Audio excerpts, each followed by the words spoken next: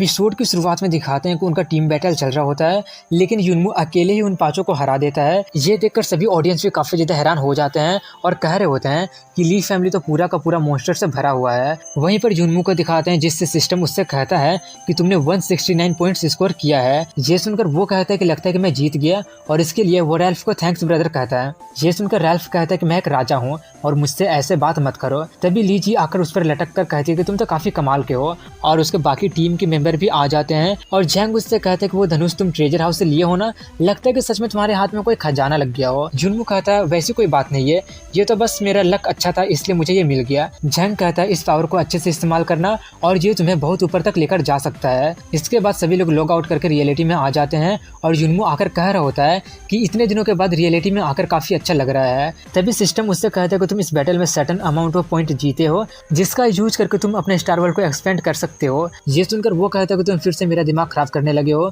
मुझे वहाँ पर एक हेयर भी नहीं दिख रहा है। तभी वहाँ पर लू आकर कहता है कि रोचन तुमसे मिलने के लिए बाहर में बहुत ही देर से खड़ा है, इसलिए वो उसके पास जाते हुए कहता है कि क्या तुम मेरा ही इंतजार कर रहे थे? ऐसा लग रहा है जैसे कि तुम मेरे बिना 1 घंटे भी नहीं रह सकते हो। रोचन उसे स्नो ब्लेड देते हुए कहता है जैसा मैंने प्रॉमिस किया था ये रहा वो ब्लेड। ये देखकर युनमू अपने मन में कहता है कि इसका फेस का एक्सप्रेशन तो देखो। ये सोचकर वो उससे कहता है कि तुम तो काफी भरोसे लायक निकले। रोचन उसे बताता है कि ये बॉक्स कैसे बना है और ये भी बताता है कि अगर वो इस स्वॉर्ड को यूज नहीं कर रहा होता है और इसी बॉक्स में रख देना। युनमू उससे कहता है कि तुम ली यून से मिलने के लिए मेरे दोस्तों को ट्रिक किए थे और ये स्नो ब्लेड भी दांव पर लगाए थे, बट क्या ये वर्थ इट है? रोचन कहता है कि सॉरी कि मैंने तुम्हारे दोस्तों के साथ बुरा बर्ताव किया था, लेकिन जब से मैं उससे हारा हूँ मैं खुद को शांत नहीं कर पा रहा हूँ, मैं उसके ब्लेड के बारे में और जानना चाहता हूँ। ये सुनकर युनमू सोचता है कि शायद मैड ब्लेड से हारने के कारण उसका दिल में बहुत ही गहरा चोट लग गया है। तभी रोचन कहता है कि अब से मैं तुम लोगों को परेशान नहीं करूंगा। ये बोलकर वो वहाँ से जाने लगता है। उसे जाता देखकर वो सोच रहा होता है कि ये कितना ज़्यादा अकेला लग रहा है। अगर वो जल्दी से उस अंधेरे से बाहर नहीं निकलता है तो हमेशा के लिए वहीं पर फंसा रह जाएगा। वैसे भी ये बंदा कोई बुरा लड़का नहीं है। ये सोचकर वो उससे कहता है कि मैं तुमसे फाइट करूंगा और वो भी मैड ब्लेड का यूज करके। ये सुनकर वो काफ़ी ज़्यादा खुश हो जाता है। उन्हें देखकर वहाँ पर मौजूद कुछ लोग कहने लगे होते हैं कि देखो ये तो युनमू और रोचन है, क्या वो लोग इस बार रियल वर्ल्ड में फाइट करने वाले हैं?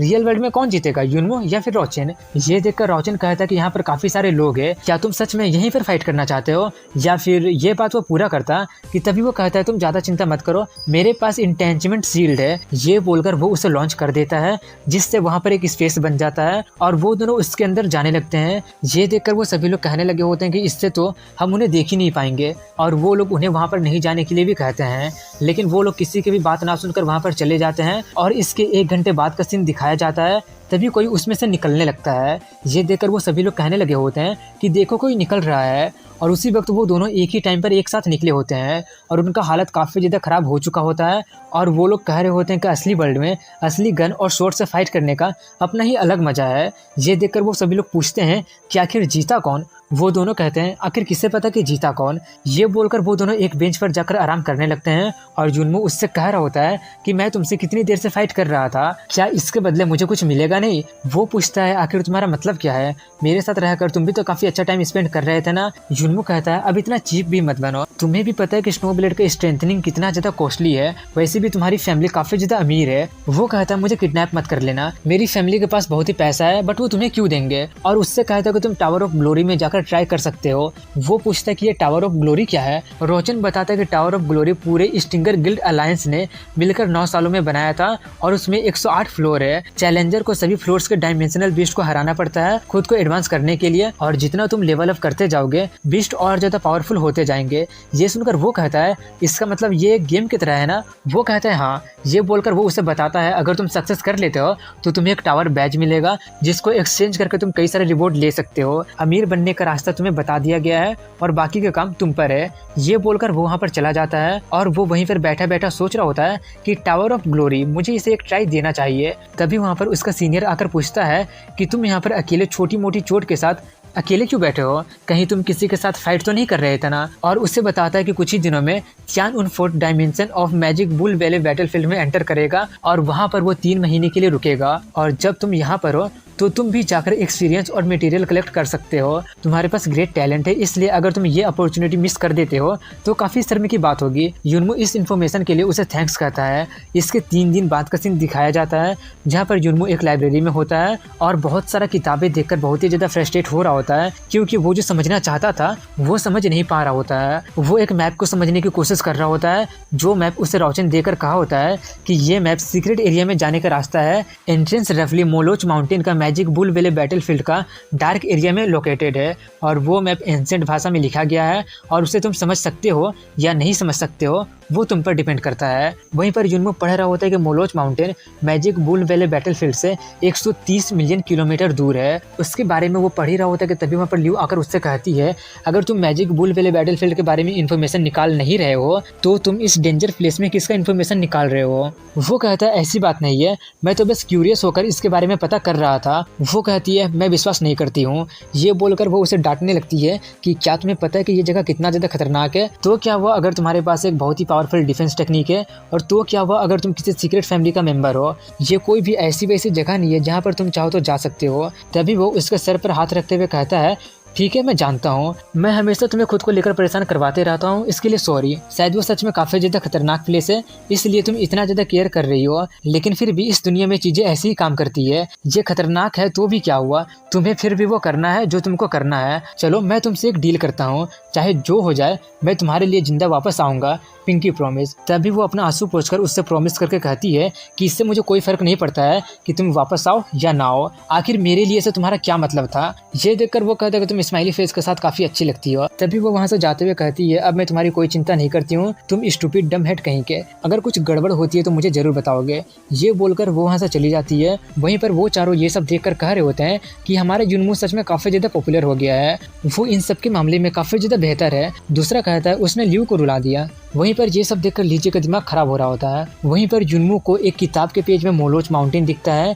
ये देखकर वो सोचता है कि लगता है कि ये ट्रिप सच में काफ़ी ज़्यादा खतरनाक होने वाली है। इसके बाद वो जाकर खुद को ग्लोरी टावर में जाने के लिए रजिस्टर करवा लेता है, जहाँ का रजिस्ट्रेशन फीस 5 लाख होता है। ये देखकर उसका दिमाग काफ़ी ज़्यादा खराब हो रहा होता है और वो कह रहा होता है कि अगर मुझे अपना सोर्ड को रिफाइन करने के लिए एंशिएंट कोल्ड आइस रून नहीं चाहिए होता तो मैं यहाँ पर कभी भी नहीं आता। इसके बाद वहीं पर युनमू के चाइल्डहुड फ्रेंड और जिस लड़की को वो अपने सेकंड बैटल में हराया होता है वो भी वहीं पर होती है, जिसका नाम चू किंगयू होता है। लिन उससे कहती है कि यहाँ पर ज़्यादातर सिल्वर क्रिस्टल के लोग ही है। वो कहती है कि हाँ, जो भी यहाँ पर आने की हिम्मत रखता है तो वो जरूर कोई एक्सपर्ट ही होगा। तभी लिन को युनमू दिखता है जिसका चेहरा वो नहीं देख पाती है। वो चू से कहती है कि देखो वो बंदा ब्लैक क्रिस्टल का लग रहा है ना। तभी वो जैसे उसे देखती है उसे एक फेमिलियर सी फीलिंग होने लगती है और उसे अपने आप उसे पीटने का मन करने लगता है। इसलिए वो पता करने के लिए जाकर उसे हेलो कहती है और युनमू जैसे ही उसे देखता है वो उसे देखकर काफ़ी ज़्यादा घबरा जाता है और वहीं पर बैठकर सोचने लगता है कि ये तो डिजास्टर है। जिस 2 लड़कियों से मैं दुनिया में सबसे ज़्यादा नफरत करता हूँ वो दोनों एक ही साथ। इसलिए वो उससे बचने के लिए अपना चेहरा बिगाड़ कर उससे कहता है, क्या तुम्हें मुझे बुला रहे थे। उससे देखकर लीन कहती है कि ये बंदा सच में काफ़ी ज़्यादा यूनिक लुकिंग है। वहीं पर चू उससे माफ़ी मांगते हुए कह रही होती है, मैंने तुम्हें कोई और समझ लिया था। तभी युनमू उस पर चिल्लाते हुए कहता है, क्या तुम्हारी मदर ने कभी ये सिखाया नहीं कि कैसे बात किया जाता है। ये सुनकर वो काफ़ी ज़्यादा भड़क जाती है और चिल्लाने लगती है कि तुम्हारी हिम्मत कैसे हुई मुझसे ऐसे बात करने की, क्या तुम्हें पता है कि मैं कौन हूँ। वो कहता है कि मुझे इससे कोई फ़र्क नहीं पड़ता कि तुम कौन हो, अगर तुमने मुझे दोबारा परेशान किया तो वो तुम्हारे लिए अच्छा नहीं होगा।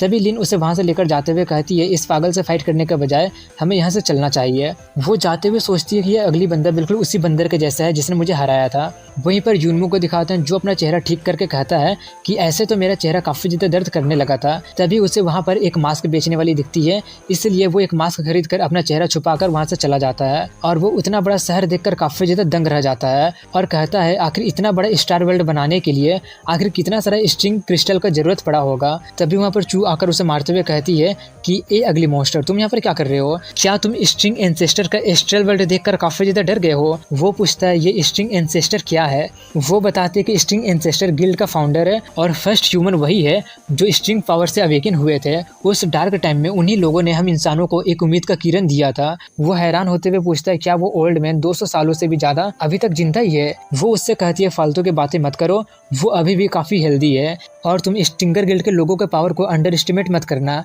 अब ये मत कहना कि तुम ये भी नहीं जानते हो कि अगर तुम यहाँ पर मारे जाते हो तो तुम सच में मारे जाओगे। ये सुनकर वो काफ़ी ज़्यादा हैरान हो जाता है और कहता है क्या लोग यहाँ पर सच में मर सकते हैं।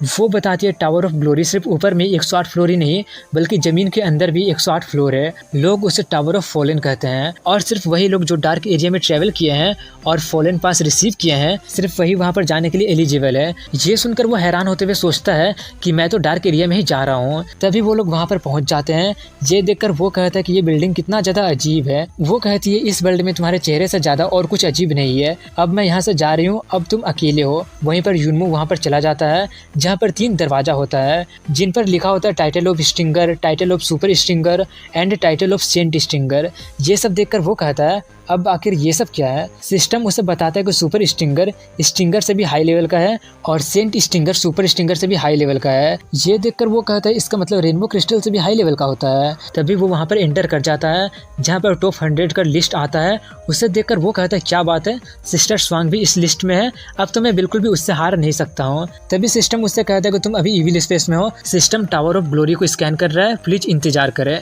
इसलिए वो बैठकर सोचने लगता है कि ये एक स्टार वर्ल्ड है जो कि स्ट्रिंग एंसेस्टर द्वारा बनाया गया है, तो फिर क्यों। ये बात वो पूरा करता है कि तभी सिस्टम उससे कहता है कि स्कैन कंप्लीट हो गया है और इसमें एक शैडो हैंगआउट मैप ऐड किया गया है और पता चला है कि ये टावर 3333 डायमेंशन स्पेसेस में बटा हुआ है और अगर तुम एक बार इस टावर में मारे जाते हो तो टावर तुम्हारी स्पिरिट एनर्जी को ऑब्जॉर्व कर लेगा जिससे तुम हमेशा के लिए मारे जाओगे। ये सुनकर वो काफ़ी ज़्यादा शॉक्ड हो जाता है और चिल्लाने लगता है क्या। सिस्टम बताता है कि जो चैलेंजर इस टावर में मरता है उसका स्पिरिट पावर को इस स्पेस का ओनर ऑब्जॉर्व कर लेता है। ये जानकर वो कहता है इस टावर में लोग एक्चुअली में मारे जाते हैं, ये तो काफ़ी ज़्यादा अनयूजुअल है। कहीं इसका मतलब कोई इस सिस्टम का यूज करके हर कॉन्टिनेंट का सबसे बेस्ट पर्सन को निकालने का कोशिश तो नहीं कर रहे हैं ना, ताकि वो लोग उसके स्पिरिट पावर को अब्जॉर्ब करके इस टावर को और ज़्यादा बड़ा बना सके। ये सोचकर वो सिस्टम से पूरा टावर को स्कैन करके इस स्टिंगर एंसेस्टर का लोकेशन पता करने के लिए कहता है। वो पूरा स्कैन करके कहता है कि ये टावर एक रिलम मास्टर और डायमेंशन का जॉइंट है। ये सुनकर वो पूछता है तो क्या इसका मतलब वो मेरा एक एक मूव अभी देख रहा होगा। सिस्टम कहता है स्ट्रिंग एंसेस्टर एक ट्रू गॉड बनना चाहता है और वो करने के लिए वो 12 स्टार्स को गैदर कर रहा है। उसका पूरा कॉन्शियसनेस अभी टेम्परेरीली वॉइड में गायब हो गया है और जो लोग अभी इस टावर को मैनेज कर रहे हैं वो लोग लो लेवल के इंटेलिजेंट बीइंग है। ये सुनकर वो कहता है क्या 12 स्टार, और वो अभी 7 को कंडेंस्ड कर लिया है, अब सिर्फ 5 ही बच रहा है। जिस पर्सन को पूरा मैनकाइंड हीरो मानता है वो एक गॉड बनने के चक्कर में लोगों को मार रहा है, कितना डिस्गस्टिंग है। और वहाँ से जाते हुए कहता है अब जब तुम लोगों को यूज करने में इतना ज़्यादा अच्छे हो तो क्यों ना मैं भी इसका फ़ायदा उठा लूँ। ये बोलकर वो अंदर चला जाता है लेकिन उसे वहाँ पर कोई भी बीस्ट नहीं दिखता है क्योंकि वो सब उसके दाएं बाएं और ऊपर होता है और इससे पहले कि वो उन्हें नोटिस कर पाता वो उस पर हमला कर देते हैं। युनमो उससे किसी तरीके से बचते हुए सोचता है कि मैं तो लगभग मारा ही गया था, ये तो एक हेल्थ क्लोर रैट है, मैंने सुना है कि इनका स्ट्रेंथ टॉप ऑर्डिनरी क्रिस्टल के बराबर है। ये सोचकर वो टावर से कहता है कि तुम कैसे एक साथ 9 बीस्ट को रिलीज कर सकते हो, ये तो सिर्फ पहला ही लेवल है और तुम इतना ज़्यादा लोगों को मारना चाहते हो। तभी वो सभी बीस्ट एक साथ उस पर अटैक करने आने लगते हैं। ये देखकर वो कहता है क्या एक साथ आ रहे हो, सॉरी बट मेरे पास खाली टाइम नहीं है। ये बोलकर वो अपना दोनों शैडो को निकालता है और उन्हें धोने के लिए कहता है, इसलिए वो दोनों मिलकर उन सभी लोगों को ख़त्म करने लगते हैं। ये देखकर युनमो कहता है कि डायमेंशनल बैटलफील्ड में प्रैक्टिस कर करके तुम दोनों एक दूसरे के साथ काम करना भी सीख गए हो। तभी वो लेवल कंप्लीट हो जाता है। ये देखकर वो दोनों शैडो को बुलाता है लेकिन तभी अंडरग्राउंड से एक बॉक्स टाइप का कुछ निकलता है, इसलिए वो जाकर देखता है जिससे उसे पता चलता है कि वो एक एक्सचेंज टेबल है जिसमें आइस रूइन का कीमत 100 टावर कॉइन होता है और भी बहुत सारी चीज़ें होती है। ये देखकर युनमो कहता है ये काफ़ी सस्ता है क्योंकि रियल मनी से खरीदने में 1 मिलियन लग जाएगा। वहाँ पर सिर्फ कुछ आइटम्स ही नहीं होते हैं बल्कि Holi technique, full power rainbow crystal और भी बहुत सारा चीज़ें होता है। ये सब देखकर वो कहता है कि यहाँ पर इतना सारा हाई एंड का चीज़ें भी एक्सचेंज किया जा सकता है, इसलिए स्ट्रिंगर अपना लाइफ को दाव पर लगाने के लिए तैयार होते हैं। तभी उसे शैडो गॉडेस का ब्लड दिखता है, वो देखकर वो काफ़ी ज़्यादा शॉक्ड हो जाता है। इसके बाद कुछ दिन पहले का सीन दिखाया जाता है जहाँ पर उसे एक सीड मिला होता है। तभी सिस्टम उससे कहता है कि तुम्हें एक सीक्रेट ट्रेजर शैडो सीड मिला है। ये देखकर वो कहता है क्या ये सच में कोई ट्रेजर है या नहीं है। सिस्टम उसे बताता है कि इस सीड को प्लांट करने के लिए पानी की जगह तुम्हें शैडो गॉडेस को ब्लड से बड़ा करना पड़ेगा, तब जाकर तुम्हें टॉप टॉप सीक्रेट ट्रेजर मिलेगा। ये सुनकर जुनमू कहता है इसके बारे में भूल जाओ। शैडो गॉडेस एक 7th dimensional life like race है जो कि शैडो के काफी डेप्थ में रहते हैं। उनसे कांटेक्ट करना काफी ज्यादा मुश्किल है, इसलिए उसका ब्लड पाना और भी ज्यादा मुश्किल है। अब प्रेजेंट टाइम का सीन दिखाया जाता है जहाँ पर जुनमू ये सब देखकर काफी ज्यादा शॉक्ड हो रहा होता है कि इतना ज्यादा मुश्किल से मिलने वाला चीज भी यहाँ पर इतनी आसानी से एक्सचेंज किया जा सकता है। इसलिए इसे हासिल करने के लिए मुझे कोई ना कोई रास्ता ढूंढना ही पड़ेगा, लेकिन अभी मेरे पास सिर्फ 10 टावर कॉइन ही है। तभी सिस्टम उससे कहते हैं कि होस्ट का ग्रीडीनेस बढ़ते जा रहा है, इसलिए अच्छा से एक्ट करो। जुनमू कहता है ठीक है, मैंने सुन लिया। अगर मैं आगे के लेवल पर जाता हूँ तो किसी न किसी तरह से इसे पा ही लूंगा। इसके बाद वो दूसरे लेवल पर जाता है और वहाँ पर पहले से काफी ज्यादा बीस्ट होते हैं, लेकिन उसे भी उनके दोनों शैडो काफी आसानी से खत्म कर देते हैं। इसके बाद 3rd लेवल पर जाता है और 4th लेवल तक बिना सीरियस वे जीत जाता है, लेकिन 5th लेवल पर उन बीस्ट के साथ उनका एक बॉस भी आया होता है। ये देखकर वो कहता है ऐसा लग रहा है जैसे कि अब सीरियस होने का टाइम आ गया है, इसलिए इस बार वो तीनों ही अटैक करने जाते हैं और नंबर 1 उस पर अटैक करने ही वाला होता है, लेकिन वो उसे पीट देता है। ये देखकर वो सोचता है कि लगता है कि इससे सामना करना थोड़ा सा मुश्किल होने वाला है, इसलिए वो नंबर 2 को उसका फायर पावर यूज करने के लिए बोलकर सभी रेड्स का ध्यान अपने तरफ खींचने के लिए कहता है और नंबर 1 से कहता है कि आखिर कितनी देर तक तुम और सोने वाले हो, जल्दी से जाग भी जाओ। और कहता है अब जब क्लोज कॉम्बैट से कोई फायदा होने वाला नहीं है तो मुझे इसका यूज करना पड़ेगा। ये बोलकर वो लूनर इक्लिप्स का यूज करता है, जिसमें से एक भेड़िया निकलकर उस पर हमला करने लगता है और तभी युनमो उसे एक्सप्लोड करवा देता है, जिससे वो मारा जाता है, जिससे उसे काफी सारा कॉइन्स मिल जाता है। ये देखकर वो कहता है कि लगता है कि वो बॉस काफी ज्यादा अमीर था। वहीं पर वो दोनों शैडो भी बाकी रैट्स का खेल खत्म कर दिए होते हैं, इसलिए वो सभी कॉइन्स को गिनने लगता है, लेकिन गिन नहीं पा रहा होता है, इसलिए वो नेक्स्ट लेवल पर जाने लगता है। वहीं बाहर में एक बंदे को दिखाते हैं जो कह रहा होता है कि हमारा ली फैमिली कुछ दिनों से ऑनलाइन नहीं आ रहा है, जरूर इंटेंजमेंट सील में रोचन ही हारा होगा, इसलिए उसकी हिम्मत नहीं हो रही है अपीयर होने की। यहाँ तक कि ली यून और ली फैंग भी डायमेंशनल बैटलफील्ड में अपीयर होने की हिम्मत नहीं दिखा रहे हैं। तभी वहाँ पर जुनमो के फैन आकर चिल्लाने लगती है कि वो रियल वर्ल्ड में भी जीत सकता है, लेकिन तभी एक अनाउंसमेंट होने लगती है कि सेंट्रल कॉन्टिनेंट के ली जुनमो को बहुत ही सारा कॉन्ग्रेचुलेसन, जो कि एक ऑर्डिनरी क्रिस्टल होने के बावजूद भी टावर ऑफ ग्लोरी का 10th फ्लोर पास कर लिया है। वहीं पर एक बंदे को दिखाते हैं जो कि ये न्यूज सुनकर काफी ज्यादा शॉक्ड हो जाता है। इसके बाद सेंट्रल कॉन्टिनेंट के किंग सिटी को दिखाते हैं, जहाँ पर एक बंदा जुनमो का इन्फॉर्मेशन देखकर कह रहा होता है कि ये बच्चा एक ऑर्डिनरी क्रिस्टल होने के बावजूद भी इसने 10th फ्लोर को पार कर लिया। उसके साथ जो बंदा खड़ा होता है वो कहता है कि हाँ, अब तो टेम्पल ऑफ वॉर ने भी ये नोटिस इशू कर दिया है कि उन लोगों ने ली जुनमो का टेम्पल ऑफ वॉर का टेस्टर लिस्ट कर दिया है। वहीं पर वो बंदा कहता है कि वो लोग वो अनाउंसमेंट भेजने में काफी जल्दी निकले। अभी से मैं जुनमो को किंग सिटी का मेजर जनरल अपॉइंट करता हूँ और अब से मेरी फैमिली ऑफिशियली सेंट्रल कॉन्टिनेंट के किंग सिटी में रहने के लिए क्वालिफाई हो चुकी है और मेजर जनरल का रेसिडेंस बनने में मुझे काफी ऑनर होगी। वहीं बाहर में टेम्पल ऑफ वॉर ये अनाउंस करता है कि उन लोगों ने ली जुनमो को अपना टेस्टर चुन लिया है और सेंट्रल कॉन्टिनेंट का किंग सिटी भी ये नोटिस इशू कर देता है कि उन लोगों ने ली जुनमो को सेंट्रल कॉन्टिनेंट का मेजर जनरल बना दिया है और उसे एक गार्ड भी दिया गया है। वहीं पर ये सब सुनकर सभी लोग कह रहे होते हैं कि अब तो टेम्पल ऑफ वॉर और स्टिंगर्स गिल्ड ने लोगों को चुराना भी शुरू कर दिया। और एक ओल्ड वुमेन कहती है कि अपने लाइफ में ये पहली बार है कि मैं किसी ऑर्डिनरी क्रिस्टल को उतना दूर जाते देख रही हूँ। उसी वक्त युनमो को दिखाते हैं जो कि 11th फ्लोर पर होता है, जहाँ पर इस बार 99 hello rate, 5 warlord hello rate और एक किंग होता है। उसे देखकर वो कहता है कि गोल्डन क्रिस्टल बीस्ट से जैसा उम्मीद किया था वैसा ही है। ये बोलकर वो अपना लूनर इक्लिप्स एक्सप्लोजन चला देता है, जिससे वो वहीं पर खत्म हो जाता है। ये देखकर वो कहता है मैं जीत तो गया, लेकिन मैं अपने लिमिट पर हूँ। काफ़ी समय के बाद मैं अपनी पूरी ताकत के साथ फाइट कर रहा हूँ और अब मुझे पता चला कि आखिर मैं कितना कैपेबल हूँ। और ये भी पता चला कि अगर मैं नंबर 1 और नंबर 2 के साथ टीम अप कर लेता हूँ तो मैं गोल्डन क्रिस्टल लेवल के बीस्ट को भी हरा सकता हूँ। तभी वो देखते हैं कि आखिर उसके पास कितना कॉइन्स जमा हुआ और वो देखते हैं कि उसके पास इतना कॉइन जमा हो चुका है जिससे वो उसे खरीद सकता है। ये देखकर वो कहता है कि मैंने जितना सोचा था टावर कॉइन्स अर्न करना उससे भी इजी है। तभी सिस्टम उससे कहते हैं कि तुम एक ब्लैक क्रिस्टल हो, जिससे तुम्हें लेवल अप करने के लिए काफ़ी ज़्यादा मुश्किल का सामना करनी चाहिए। हर एक लेवल पार करने के लिए ऑर्डिनरी क्रिस्टल को एक्स्ट्रा बोनस मिलता है। ये सुनकर वो कहते हैं कि मैंने कभी भी खुद को ब्लैक क्रिस्टल से एडवांस करने के बारे में सोचा ही नहीं।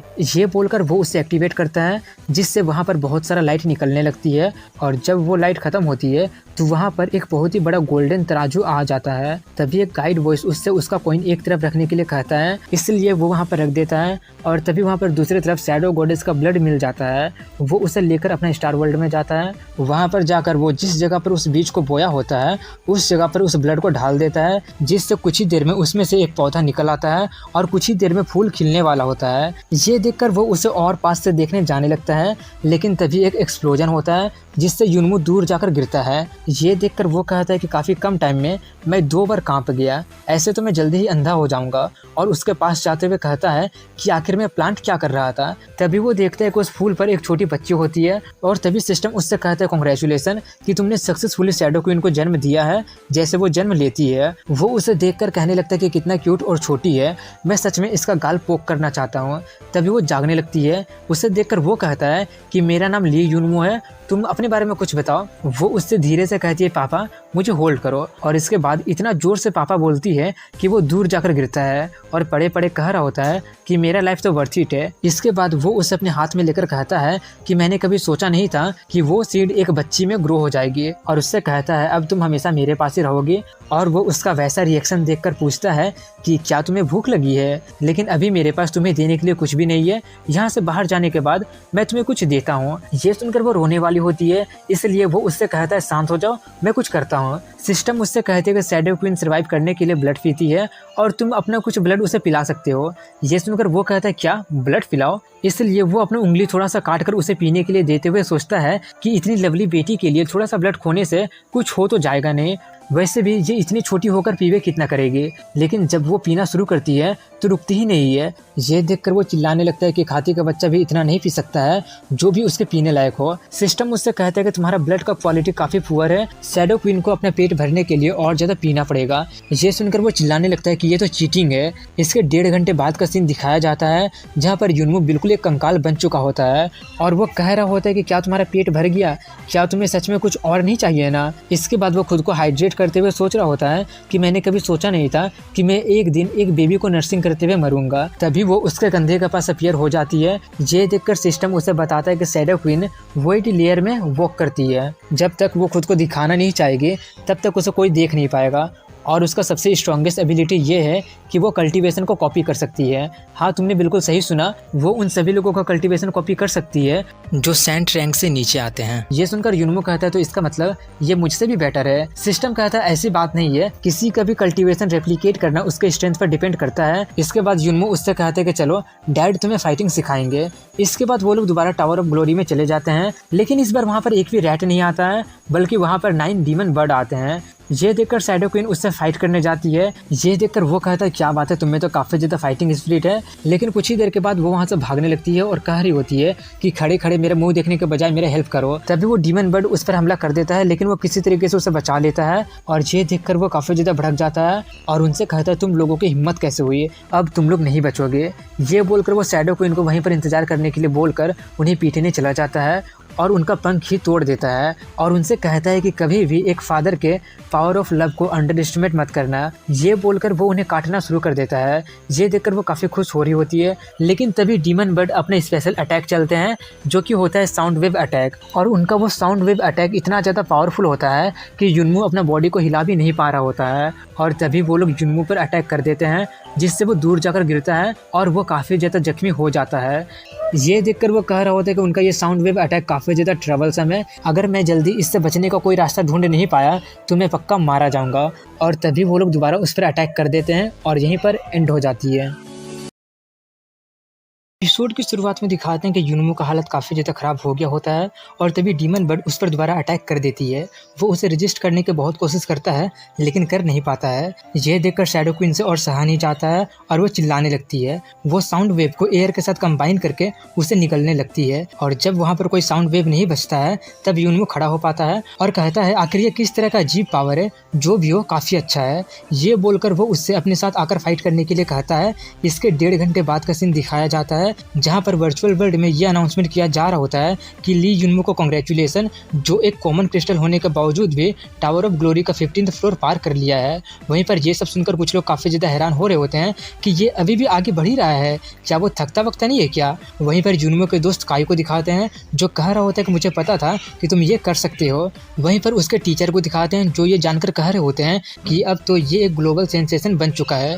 इसके बाद सिस्टर स्वांग को दिखाते हैं और वो भी ये न्यूज़ सुनकर कह रही होती होती है कि अब तो मुझसे और इंतजार नहीं होता है, मैं जल्दी ही आकर तुमसे कम्पीट करूंगी। वहीं पर राउचेन को दिखाते हैं जो हैरान होकर कह रहा होता है, क्या इतनी जल्दी 15th floor? I am sure कि ये न्यूज मेरे पापा देखकर मुझ पर काफी ज्यादा चिल्लाने वाले हैं। तुम बस इंतजार करो, मैं भी तुमसे हारने वाला नहीं हूँ। इसके बाद एक जगह को दिखाते हैं जहाँ पर वो बंदा होता है जिसका हाथ यूनमू काटा होता है।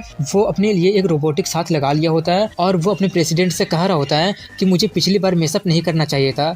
उसके प्रेसिडेंट कहते हैं कि मुझे इसकी उम्मीद बिल्कुल भी नहीं थी कि इस बच्चे के पास इतना ज्यादा ग्रेट पोटेंशियल होगा। ऐसा लग रहा है कि फ्यूचर में ये जरूर जीफेन सिटी का ट्रम्प कार्ड बनेगा और हमारे लिए बहुत ही बड़ा प्रॉब्लम बनेगा। ये सुनकर वो कहता है, अब हम लोग क्या करें? अब तो वो मेजर जनरल भी प्रमोट कर दिया गया है। अपना करंट पावर का यूज करके वो ये भी पता कर सकता है कि हम लोग उसे मारने की कोशिश किए थे। तभी उसका प्रेसिडेंट कहता है कि एक ब्लैक क्रिस्टल होने के बावजूद भी टावर ऑफ ग्लोरी का फ्लोर को पार करना काफी ज्यादा अविश्वसनीय है, लेकिन वॉर सेंट ब्लड लाइन के साथ ये सेंस करता है। ये सुनकर वो पूछता है, क्या वॉर सेंट ब्लड लाइन? उसका प्रेसिडेंट कहता है कि जाकर ये अफवाह फैला दो कि यूनमू के अंदर वॉर सेंट ब्लड लाइन है। जितना ज़्यादा लोग इसके बारे में जानेंगे हमारे लिए उतना ही बड़ा फायदा होगा। ये सुनकर वो कहता है, अब मैं समझा, आप तो सच में एक सिनिस्टर है, आप तो बिना अपना हाथ गंदा किए उसे मारना चाहते हैं। वहीं पर यूनमू को दिखाते हैं जो एक सेटिंग ऑन करके कहता है कि ये अच्छी बात है, अब मैं फाइट भी कर सकता हूँ और लोगों के अटेंशन से दूर भी रह सकता हूँ। वहीं पर लोगों को दिखाते हैं जो लोग कह रहे होते हैं कि देखो यूनमू 20th फ्लोर को पार करके टॉप रैंकिंग लिस्ट में अपना नाम बना लिया है। दूसरा कहता है कि टावर बनने के बाद ये पहली बार है कि किसी ऑर्डिनरी क्रिस्टल ने अपना नाम रैंकिंग में बना पाया है। तभी वो लोग देखते हैं कि यूनमू का नाम लिस्ट से हट जाता है। ये देखकर वो लोग कहने लगते हैं कि क्या वो मारा गया? दूसरा कहता है, वो कैसे मर सकता है, उसने जरूर अपना रैंकिंग हाइड कर लिया होगा। पावरफुल लोग मिस्ट्री क्रिएट करना ज्यादा पसंद करते हैं। वहीं 20th फ्लोर पर यूनमू को दिखाते हैं जो काफी ज्यादा थक गया होता है और कह रहा होता है कि 20th फ्लोर पर आने के बाद तुम रैंकिंग लिस्ट में आ जाते हो, ये उतना भी बुरा नहीं है। तभी सिस्टम उससे कहता है, अगर तुम चाहो तो तुम ये हाइड भी कर सकते हो कि तुमने कितना फ्लोर को क्लियर किया है, जिससे तुम्हारा नाम लीडर बोर्ड में नहीं आएगा। ये सुनकर वो कहता है कि तुमने मुझे इसके बारे में पहले क्यों नहीं बताया था, और हाइड करते हुए कहता है कि इससे मैं ज़्यादा लोगों का अटेंशन खींच नहीं पाऊंगा, जो कि मेरे लिए काफ़ी अच्छी बात है। वैसे भी ये एक वर्ल्ड वाइड सेंसेशन बन चुका है। वहीं टावर के बाहर में लोग बातें करना शुरू कर देते हैं कि मैंने सुना है कि ली यूनमू के पास शायद वॉर्स एंड ब्लड लाइन है। ये सुनकर दूसरा बंदा कहता है, क्या? तो शायद इसलिए उसका स्किल इतना ज़्यादा कमाल का है। ये बात एक बंदा सुन लेता है और अपने मन में कहता है कि मुझे ये न्यूज जल्दी से रिपोर्ट करनी पड़ेगी। वहीं पर यूनमू को दिखाते हैं जो टावर से बाहर आते हुए कह रहा होता है कि मैं बहुत टाइम से टावर में था, तो अब बाहर आकर काफ़ी अच्छा फील हो रहा है। और वो एक बैग भी लिया होता है जिसमें वो काफ़ी सारा सामान एक्सचेंज करके रखा होता है। तभी लोग उसे देखकर बातें करने लगते हैं कि देखो वो तो यूनमू है ना, उसने खुद को लीडर बोर्ड से हाइड कर लिया है ताकि हमें ये पता ना चल सके कि आखिर उसने कितना फ्लोर क्लियर किया है। उसके बैग में जितना सामान मैं देख पा रहा हूँ उसे देखकर ऐसा लग रहा है कि शायद वो 40 फ्लोर पार कर लिया होगा। और एक बंदा कहता है कि मैंने सुना है कि उसके पास वॉर्स एंड ब्लड लाइन है, और वहाँ मौजूद सभी लोग उसी के बारे में बातें कर रहे होते हैं। ये देखकर वो सोच रहा होता है कि ऐसा क्यों लग रहा है कि जैसे कि सभी लोग मुझे ही घूर रहे हैं। वहीं पर तियानजिन सिटी के स्ट्रिंगर यूनियन को दिखाते हैं जहां पर एक बंदा अपनी बहन को वहां से चलने के लिए बोल रहा होता है और कह रहा होता है कि मेरे हिसाब से शायद ये ली यूनमू नाम का बंदा मारा गया है, इसलिए रैंकिंग में उसका नाम भी नहीं दिखाई दे रहा है। ये बात जो कह रहा होता है उसका नाम चू किंगयान होता है, जो कि तियानजिन सिटी का सिटी लॉर्ड का बेटा होता है। और वो आगे कहता है अगर वो मरा नहीं भी है तो भी मैं उसका इंतजार नहीं करने वाला हूँ। तभी उसकी बहन जो कि चू किंगयू होती है वो कहती है इसको लेकर कंप्लेन करना बंद करो, ये एक इम्पोर्टेंट काम है जो कि तुम्हारे डैड ने दिया है। तभी वहाँ से कोई निकलने लगता है और उसमें से यूनमू निकलते हुए कहता है कि इसका फीस काफ़ी ज़्यादा हाई है। तभी किंगयू उसे देखकर काफ़ी ज़्यादा शॉक्ड हो जाती है और यूनमू भी शॉक्ड हो जाता है, इसलिए वो जल्दी से अपना मास्क पहनकर कहता है कि तुम अभी तक यहाँ पर क्या कर रही हो, मुझे पता है कि मैं काफ़ी हैंडसम हूँ लेकिन तुम्हें मेरा पीछा करने की ज़रूरत नहीं है। तभी वो उसके पास आते हुए कहती है अब तुम्हें नाटक करने की ज़रूरत नहीं है, मुझे पता है कि तुम्हें ली यूनमू है, ज़्यादा चिंता मत करो, मैं यहाँ पर तुम्हें परेशान करने नहीं आई हूँ, मैं तुम्हें सिटी लॉर्ड के ऑर्डर पर तुम्हें सिटी लॉर्ड के घर लेकर जाने आई हूँ। वहीं पर ये देखकर उसका भाई कह रहा होता है कि ये लड़का तो मुझे कोई बहुत ही बड़ा बेवकूफ़ दिख रहा है, और वो यूनमू से ये कह भी देता है कि तुम मूर्ख हो और तुम्हारी पूरी फैमिली भी मूर्ख है। ये सुनकर वो भड़क जाता है और चिल्लाने लगता है एक बार फिर से बोलना तो तब मैं तुम्हें बताता हूँ। तभी उसकी बहन उसे मारते हुए यूनमू को चलने के लिए कहती है। वहीं पर वो कहता है मैं नहीं चल रहा हूँ, किसे पता क्या आखिर तुम्हारा प्लान क्या है। तभी उसे ल्यू कॉल कर देती है और वो उसे पिकअप कर लेता है, और जैसे ही वो पिकअप करता है वो रोते हुए कहने लगती है कि फाइनली तुमने कॉल उठा लिया, मुझे तो लगा था कि तुम टावर में मारे गए। वो कहता है रो मत, बट तुम्हें कैसे पता चला कि मैं टावर में गया हूँ? वो कहती है सिर्फ मुझे ही नहीं बल्कि पूरे वर्ल्ड को पता है। ये सुनकर वो पूछने ही वाला होता है कि आखिर क्या पूरा वर्ल्ड जानता है, कि तभी वहाँ पर वो आकर लिव से बातें करने लगती है। लिव पूछती है कि तुम यूनमू के साथ क्या कर रही हो? वो बताती है कि मैं अपने डैड के कहने पर इसे पिकअप करने आई थी, बट ये जा ही नहीं रहा है। तभी लिव यूनमू से कहते कि तुम मेरे बेस्ट फ्रेंड के साथ जाओ, वो तुम्हें चोट नहीं पहुंचाएगी। वो कहता है रो मत, मैं जा रहा हूँ। इसलिए यूनमू उसके साथ चलने के लिए तैयार हो जाता है। वहीं पर ये देखकर उसका भाई अपने मन में कह रहा होता है कि ये बंदा मुझे बहुत ही ज्यादा अननोइंग लग रहा है। इसके बाद वो लोग उसके घर चले जाते हैं, जहाँ पर उसका घर देखकर वो कह रहा होता है कि तियान उन सिटी का सिटी लोड के लिए ये घर काफी ज्यादा खूबसूरत है। तभी वो कहती है अगर तुम्हें ये अच्छा लगा तो तुम अपने क्यांगलोंग हाउस को भी ऐसे ही डेकोरेट कर सकते हो। ये सुनकर वो कंफ्यूज होते हुए पूछता है क्या? ये देखकर वो उस पर चिल्लाने लगती है कि अब ये मत बोलना कि जब तुम टावर में थे तो बाहर क्या चल रहा था तुम्हें कुछ पता ही नहीं है। वो कहता है मुझे सच में कुछ भी नहीं पता है। इसलिए वो उसे सब कुछ बताना शुरू करती है कि तुम क्या से क्या बन गए हो। ये सब देखकर उसका भाई अपने मन में कह रहा होता है कि ये तो सच में बहुत ही बड़ा इडियट है। वहीं पर ये सब अपने बारे में जानकर वो काफी ज्यादा हैरान होकर कह रहा होता है कि मेरा रैंकिंग हाइड करने का भी कोई फायदा नहीं हुआ। वो कहती है वो कोई बिग डील नहीं है, बैड न्यूज ये है कि अब ये र्यूमर फैल गया कि तुम वॉर्स एंड ब्लड लाइन के हो, लेकिन उसे इसके बारे में भी कुछ पता नहीं होता है। ये सुनकर वो काफी ज्यादा हैरान होकर कहने लगती है कि अब ये मत कहना कि तुम्हें ये भी नहीं पता कि वॉर्स एंड ब्लड लाइन क्या है। वो उससे बताती है कि वॉर्स सेंट स्टिंगर का सबसे हाईएस्ट लेवल है। वॉर्स सेंट का डायरेक्ट पूर्वज के पास काफी powerful Wars and blood line होता है, जिससे तुम्हारा सेंट स्टिंगर बनने का पॉसिबिलिटी काफी ज्यादा बढ़ जाता है। इसलिए पूरे दुनिया के स्टिंगर एक वॉर्स सेंट का ब्लड लाइन को देखने के लिए ये बात वो पूरा करते कि तभी वो चिल्लाने लगता है कि मेरे डैड तो आर्मी में थे, तो ऐसा कैसे हो सकता है कि मेरे पास वॉर्स एंड ब्लड लाइन हो। वो दरवाजा खोलते हुए कहते हैं कि तुम्हारे पास वॉर्स एंड ब्लड लाइन है या नहीं है, उसको लेकर हमारा अलग ही जजमेंट है। ये बोलकर वो दरवाजा खोलते हुए कहती है कि हमारा स्काई क्लाउड सिटी तुमसे एक डील करना चाहती है, जहाँ पर फेयू सिटी, आउटरेन city, sky dragon city, stranger city के रिप्रेजेंटेटिव के साथ साथ किंगयून क्लैन के भी एल्डर होता है, जो यूनमू से कहता है तो तुम ही ली फैमिली का ली यूनमू हो, हमें तुम्हारा इंतजार था, अगर तुम्हें कुछ कहना हो तो तुम कह सकते हो। यूनमू कहते हैं कि खुद को एक दूसरे से इंट्रोड्यूस करके टाइम बर्बाद करने के बजाय सीधे काम पर आते हैं, वैसे भी मेरे पास काफ़ी ज़्यादा काम करने के लिए है। ये सुनकर एक कहता है तुम काफ़ी एरोगेंट हो, बट मुझे ये पसंद आया। किंगयून क्लान के एल्डर कहते हैं कि तुम्हें पता है कि तियानउन सिटी में गिल्ड प्रेसिडेंट और सिटी लॉर्ड दोनों अपोजिंग फोर्सेस है, और ये दोनों साइड कभी कभी भी मैच कर पाते हैं, और इन दोनों में हमेशा अनबन चलती ही रहती है, और तियानउन सिटी भी डेलिकेट मेंटेनेंस बना के रखा है। तभी यूनमू कहते हैं कि चाहे जो भी एरा आ जाए, ह्यूमन कभी भी खुद के साथ स्ट्रगल करना बंद नहीं करेंगे। तभी वो एल्डर अपनी बात को कंटिन्यू करते हुए कहता है लेकिन रिसेंट में ये बैलेंस थोड़ा सा टूटने से लगा है, इसलिए मैं तुम्हें इन्वाइट कर रहा हूँ। मैं आशा करता हूँ कि ली फैमिली तियानउन सिटी लॉर्ड के ग्रुप को ज्वाइन कर ले। अगर ली फैमिली हमें ज्वाइन कर लेते हैं तो हम तुम्हारे बैकर के जैसे एक्ट करेंगे और तुम्हें प्रोटेक्ट भी करेंगे। ये सुनकर यूनमू सोचता है कि ये लोग मुझे अपने गैंग में शामिल करना चाहते हैं। ये सोचकर वो कहता है मैं इसे अस्वीकार करता हूँ। ये सुनकर वो कहता है क्या तुम मना कर रहे हो? क्या तुम्हें पता है कि हमारे बिना तुम किस सिचुएशन में हो? तभी यूनमू कहता है अगर तुम भूल गए हो तो मैं तुम्हें याद दिला देता हूँ कि मैं एक ली फैमिली का मेंबर हूँ, इसलिए ली फैमिली मुझे अपने आप ही प्रोटेक्ट कर सकती है। और अपने मन में कहता है अगर मैं उन्हें ज्वाइन कर लेता हूँ तो उन्हें ये बताना माना जाएगा कि ली फैमिली कुछ करने के लिए कैपेबल है ही नहीं। तभी एक रिप्रेजेंटेटिव कहता है कि मैं ली फैमिली को 10 सीक्रेट बुक्स भेजूंगा, लेकिन यूनमू उसे भी मना कर देता है। तभी किंगयू उसे बहुत ही अच्छा ऑफर देती है और ये भी कहती है कि ली फैमिली को इससे कोई भी टैक्स पे नहीं करना पड़ेगा।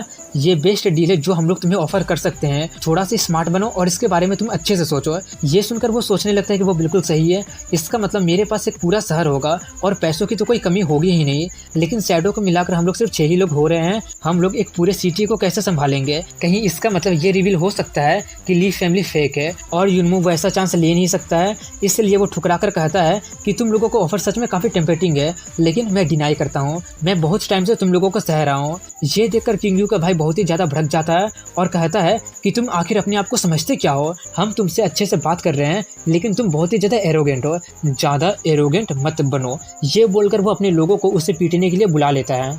ये देखकर उसकी बहन कहने लगती है कि ये तुम आखिर क्या कर रहे हो? किंग यान कहता है कि अब जब ये बच्चा हमारे साथ काफी ज्यादा अनफ्रेंडली है और हमारे साथ कोऑपरेट नहीं कर रहा है तो क्यों ना इसे पीट कर न्यूट्रल क्लैन में भेज देते हैं। तभी यूनमू उसके एक बंदे को पंच मारकर फेंक देता है।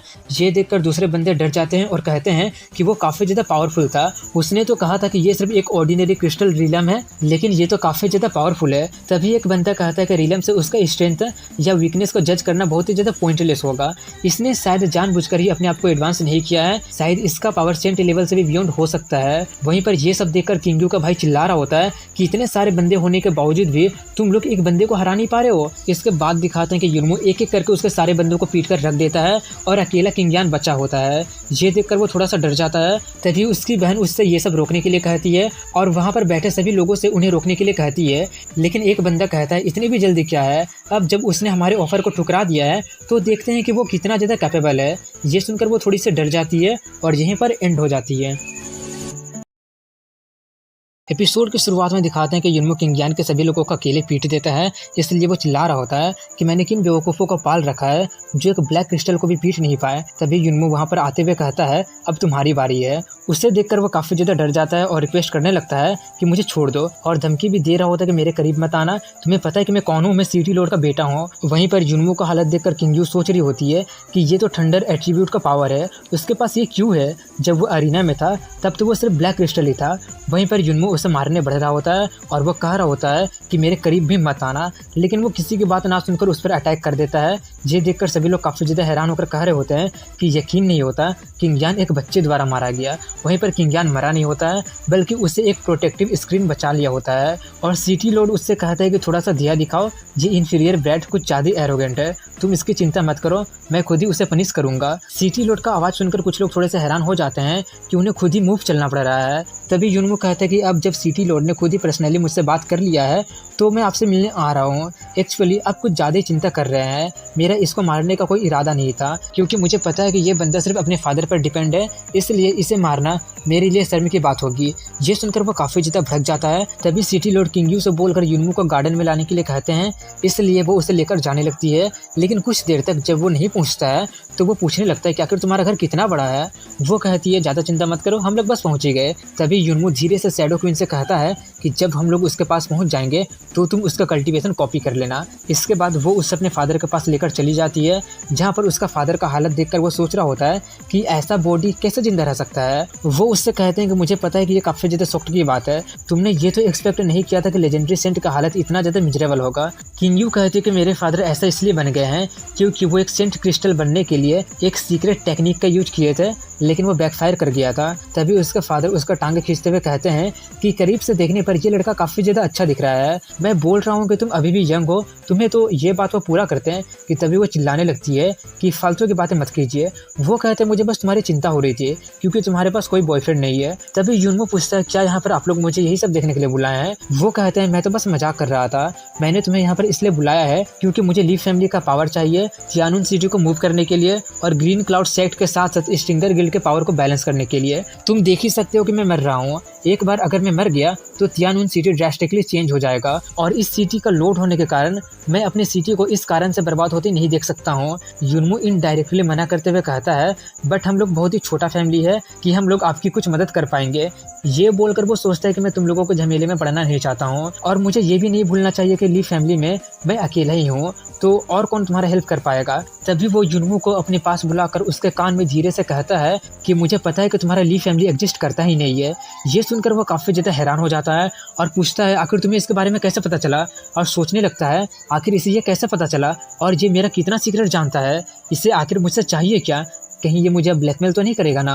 तभी उसके फादर किंग यू को वहाँ से दूर जाने के लिए बोलकर कहते हैं कि मुझे उससे अकेले में कुछ बातें करनी है। वो कहती है बट आपका रेस्ट करने का टाइम आ गया है। वो कहते हैं ज़्यादा चिंता मत करो, कुछ ही मिनट का बात करना है। ये बोलकर वो युनमू से कहता है ज़्यादा नर्वस होने की ज़रूरत नहीं है, मैं तुम्हें चोट नहीं पहुँचाऊंगा, यहाँ आओ बैठ कर बातें करते हैं। इसलिए वो जाकर बैठ जाता है और पूछता है कि आखिर तुम्हें ये कैसे पता चला कि मेरा ली फैमिली फेक है। वो कहते हैं ये काफ़ी सिंपल है, मेरे लोगों को तुम्हारे ली फैमिली के बारे में कुछ भी ट्रेसेस नहीं मिला था, इसलिए मुझे शक होने लगा था कि तुम्हारा ली फैमिली सच है भी या नहीं है, और ये भी संभव नहीं था कि मैं तुम्हें पकड़कर जबरदस्ती दूसरे क्लान का दोस्त बना दूं, और मुझे ये भी पता है कि तुम्हारे पास कोई वॉर सेंट ब्लड लाइन नहीं है। ये सुनकर युनमू कहता है इसके लिए मुझे माफ़ कर देना। तभी वो कहते हैं इसलिए मैं चाहता हूँ कि तुम्हारा ली फैमिली हमें ज्वाइन कर ले। ये सुनकर वो उसे समझाने की कोशिश करने लगता है कि आप शायद कंफ्यूज हो गए हैं, क्योंकि अभी तो आपने कहा कि ली फैमिली एग्जिस्ट करती ही नहीं है, इसलिए ज्वाइन करने से आपका पावर बढ़ेगा ही नहीं। वो कहते हैं इससे कोई फर्क नहीं पड़ता है कि ली फैमिली असली असली है या नकली है। फर्क इससे पड़ता है कि अब लोग तुम्हारे नाम से डरने लगे हैं जो तुम देख नहीं पा रहे हो, और यही मुझे चाहिए। और उससे एक जेड पेंडेंट देते हुए कहते हैं कि ये तुम्हारे लिए है, और उससे कहते हैं कि किंग यू एक अच्छी बच्ची है, वो एक अनाथ थी। जब मैं स्ट्रीट पर उससे मिला था तब उसका हालत काफ़ी ज़्यादा ख़राब था, और जब मैंने उसे अडॉप्ट कर लिया था वो मुझे रीपे करने के लिए हमेशा कुछ ना कुछ करना चाहती है। अब मैं कभी भी मर सकता हूँ और किंगयान सिर्फ चाओस को बढ़ावा देगा, और किंग यू को अकेले बहुत ही ज़्यादा परेशानी होगी, इसलिए उसे किसी की हेल्प चाहिए। और मैं तुम्हें बहुत लंबे टाइम से देख रहा था, मैं तुम्हें उस कॉन्टेस्ट से फॉलो कर रहा था, तुम काफ़ी कैपेबल हो, इसलिए मैं उसे तुम पर इंटरेस्ट करना चाहता हूँ। मैं चाहता हूँ कि तुम उसके साइड में रहो। वो कहता है तो तुम कह रहे हो कि मैं तुम्हारा सन इन लॉ बन जाओ। अगर ऐसी बात है तो मैं तुमसे कहूँगा कि ब्राइड का प्राइस प्रिपेयर कर रखना। वैसे भी मुझे सन इन लॉ बनाना काफ़ी ज़्यादा एक्सपेंसिव है। ये बोलकर वो किंग यू के कंधे पर हाथ रखकर उसे लेकर जाने लगता है। इसलिए वो अपने फादर को बाय बोलती है और उससे पूछती है आखिर तुम लोग क्या बातें कर रहे थे। वो कहता है मैं तुम्हें इस कन्वर्सेशन के बारे में नहीं बता सकता हूँ। वो जाते हुए उससे पूछती है तो क्या तुमने हमें ज्वाइन करने के बारे में सोचा। यूनमो कहता है मैंने अभी डिसाइड नहीं किया है। तभी उसके हाथ में जेट पेंडेंट देखकर वो पूछती है कि ये तुम्हारे पास क्या कर रहा है। वो बताता है कि ये मुझे तुम्हारे फादर दिए हैं। आखिर तुम इतना ज़्यादा चौंक क्यों रही हो, क्या ये कुछ ज़्यादा यूजफुल है। उसके पास भी एक होता है, उसे निकाल कर वो उन दोनों को एक साथ करती है तो दोनों मिल जाता है। वो उससे बताती है कि ये एक 7th डायमेंशन का चाबी है जो कि होल्डर्स को सीक्रेट रिलम ओपन करने के लिए गाइड करता है। जब दोनों होल्डर ट्रांसेंडेंटल रिलम में पहुंच जाते हैं तब किसी को इसके बारे में जानने मत देना कि ये तुम्हारे पास है, नहीं तो तुम मारे भी जा सकते हो। और वो कुछ और भी कहने ही वाली होती है, लेकिन शर्म के मारे वो कह नहीं पाती है और वहाँ से जाने के लिए कहने लगती है। इसलिए वो भी वहाँ से जाने लगता है, लेकिन तभी शैडो सिस्टम उससे कहता है कि शैडो क्वीन ने सक्सेसफुली बाकियों का रिलम कॉपी कर लिया है, और वो saint level technique, transcendent realm killing technique और एक सेंट लेवल सीक्रेट टेक्निक से अवेकन हुई है। लेकिन इसका यूज करने के लिए तुम्हें शैडो क्वीन को बहुत सारे एम्प्टी कॉइन देना पड़ेगा। इसलिए वो कहता है तो ठीक है, मेरे पास जितना भी फ्री पॉइंट है वो सब उसे दे दो। तभी वो लोग मीटिंग रूम में चले जाते हैं जहाँ पर एक पर्सन जो पहले से वहाँ पर नहीं होता है लेकिन अब वहाँ पर आ गया होता है। वो उनसे कहता है तुम लोगों को इतना ज़्यादा देर कैसे हो गया, मैं कब से तुम लोगों का इंतजार कर रहा था, और मेरे आने से पहले ही तुम लोग मीटिंग शुरू कैसे कर सकते हो। उससे देखकर यूनमो पूछता है अब ये कौन है, मैंने तो उसे पहले देखा नहीं था। वो बताती है कि ये एक सेकंड टायर क्लेन के एजेंट है जो किंग यांग को सपोर्ट कर रहा था, तुम्हें उस पर ध्यान देने की जरूरत नहीं है। उस बंदे का नाम वोंग तियानबा होता है, और वो यूनमो को देखकर कहता है कि एक ब्लैक क्रिस्टल रिलम की ली फैमिली का रिप्रेजेंटेटिव। शायद सिटी लॉर्ड सच में कंफ्यूज हो गया है जिससे कोई भी यहाँ पर आ जा रहा है। तभी एक दूसरा बंदा उससे कहता है कि मैं तुम्हें एडवाइस देता हूँ कि तुम जो बोल रहे हो उस पर ध्यान दो, और वैसे भी तुम्हारी हिम्मत कैसे हुई सिटी लॉर्ड की इंसल्ट करने की जबकि वो अभी भी जिंदा है, और वैसे भी ब्रदर ली अभी तक तियानुन सिटी को ज्वाइन करने के लिए तैयार नहीं हुआ है। ये सुनकर वोंग किंग को भड़काने लगता है क्या इसने अभी तक ज्वाइन नहीं किया, लोगों को मनाने का तुम्हारा एबिलिटी सच में काफी ज्यादा बेकार है। अगर तुम इतना छोटा सा भी काम नहीं संभाल सकती हो तो तुम्हें थ्रोन को किंग यान को दे देना चाहिए। एक लड़की होने के बावजूद भी तुम्हें अपने बॉडी का यूज करने नहीं आता है। ये सुनकर यूनमो को गुस्सा आने लगता है, इसलिए वो उससे कहता है क्या तुम ब्रश व्रश नहीं करते हो क्या, तुम्हारी सांसों की बदबू बहुत ही ज़्यादा भयानक है, तुम इतना ओल्ड हो लेकिन फिर भी एक लड़की से फालतू की बातें बोलने की हिम्मत रखते हो, तुम तो सच में एक स्कमबैग हो। वो भी कहने लगते कि हाँ मैं मानता हूँ कि तुम हमारे गेस्ट हो और मेजर जनरल हो, लेकिन तुम एक आउटसाइडर हो। जब हम तियानुन सिटी को लेकर बातें कर रहे होते हैं तो तुम्हें इसमें इंटरफेयर नहीं करना चाहिए। तभी वो कहता है क्या, कौन आउटसाइडर, मैं ली यूनमो आज से ली फैमिली का रिप्रेजेंटेटिव तियानुन सिटी को ज्वाइन करता हूँ। ये सुनकर वोंग कहता है ओ तो तुम मान गए। यूनमो कहता है मैंने सिटी लॉर्ड से बात किया था और वो मुझे काफ़ी अच्छे लगे, इसलिए मैं ज्वाइन करने के लिए तैयार हो चुका हूँ। तभी वो कहता है अब जब हम सभी लोग एक ही फैमिली का मेंबर है तो मैं तुम्हारी फैमिली का सीनियर से मिलना चाहता हूँ। आफ्टर ऑल तियानुन सिटी को ज्वाइन करना पूरे फैमिली का मैटर है। तभी यूनमो शैडो क्वीन से हेल्प करने के लिए कहता है। वहीं पर वोंग कह रहा होता है कि इतना बड़ा काम में ये काफ़ी ज़्यादा लॉजिकल है कि फैमिली का सीनियर मौजूद रहे। तभी यूनमो कहता है अगर तुम यही चाहते हो तो यही ठीक है। ये सुनकर कुछ लोग हैरान होकर कहते हैं तो इसका मतलब हम लोग ली फैमिली का मास्टर से मिल सकते हैं, कोई उनके लिए कार प्रिपेयर करो और किसी को इनवाइट करो। यूनमो कहता है कोई कार की जरूरत नहीं है, आखिर हम लोग किस एरा में रह रहे हैं, प्लीज आप लोग मुझे 3 अगरबत्ती दीजिए। इसलिए उससे अगरबत्ती दिया जाता है और वो अगरबत्ती जलाकर नौटंकी डांस शुरू कर देता है और कुछ गा रहा होता है। ये देखकर वोंग हंसने लगता है और उसका मजाक उड़ाने लगता है कि और कितनी देर तक तुम ये कॉमेडी करने वाले हो, आखिर तुम्हारी सिस्टर कहाँ पर है, जल्दी से उसे बाहर निकालो, वैसे भी मैं उसके साथ कुछ गेम खेलना चाहता हूँ। यूनमो कहता है अगर ऐसी बात है तो ये रही। वहीं पर वैंग के पीछे एक पोर्टल खुलता है और उसमें से एक हाथ निकलता है और वो वहीं पर वैंग को पीट कर रख देती है। और यूनमो कहता है कि ये है हमारी ली फैमिली का लिटिल सिस्टर जिसका नाम ली लिंगलोंग है। उसे देखकर एक पर्सन सोच रहा होता होता है। तो ये है ली फैमिली का स्ट्रेंथ। ये काफ़ी अविश्वसनीय है कि एक लेडी के पास इतना ज़्यादा पावर है। वहीं पर वैंग के मुंह से खून निकल रहा होता है। तभी वहाँ पर जुनमू आकर उससे कहता है कि मेरी सिस्टर के साथ मिसअप करना इतना आसान नहीं है, लेकिन जब तुम उसके साथ खेलने के लिए इंसिस्ट कर रहे थे तो उसने बस थोड़ा सा फोर्स का यूज कर लिया। तो वो कैसा था, क्या तुम सेटिस्फाई हुए? वहीं पर वैंग को उसका औकात का पता चल गया होता है, इसलिए वो उससे कहता है थैंक यू सीनियर, मुझे जान से ना मारने के लिए। तभी जुनमू उसे वापस भेजने लगता है और सोच रहा होता है कि मैंने जितना भी कॉइन बचा कर रखा था वो सब इस शैडो क्वीन ने खा लिया। ये सोचकर वो उनसे कहता है अब जब मैं ज्वाइन कर ही चुका हूँ तो 10 किताबें देना मत भूलना। वो कहता है ज़्यादा चिंता मत करो, मैं अपनी बात से मुकरता नहीं हूँ। और कहता है अब जबकि इतना ज़्यादा लेट हो ही चुका है तो क्यों ना तुम सिटी लॉर्ड के घर में ही आज रुक जाओ। ये बोलकर वो उसे गेस्ट रूम में भिजवा देता है और जैसे ही वो अपने रूम में जाता है वहाँ पर 2 लड़कियाँ होती है जो उसे हेलो मास्टर कहती है। उन्हें अचानक देख और सुनकर वो थोड़ा सा डर जाता है, इसलिए वो पूछता है कि तुम लोग कौन हो। वो दोनों अपना स्टाइल में कहते हैं कि हम दोनों ट्विंस है और हम दोनों सिटी लॉर्ड का सबसे ब्यूटीफुल मेट्स है। उनका नाटक देखकर वो पूछता है कि क्या यहाँ पर कोई शूटिंग चल रहा है। ग्रीन हेयर कहती है मैं बड़ी हूँ और ये छोटी है, हमें सिस्टर ने भेजा है आपको सर्व करने के लिए। तभी वो नोटिस करके उनसे पूछता है कि तुम लोगों ने अभी मुझे क्या बोला। वो लोग कहती है हमने आपको मास्टर कहा। ये सुनकर वो चिल्लाने लगता है कि चिल्लाओ मत, मैं तुम्हारा मास्टर नहीं हूँ, किसने कहा कि तुम मुझे ये बुला सकते हो। तभी वो लोग उसका ड्रेस खोलने लगते हैं। ये देखकर वो चिल्लाने लगता है कि आखिर तुम दोनों कर क्या रही हो। वो लोग कहते हैं इसे मास्टर को बाथ में सर्व करना कहते हैं।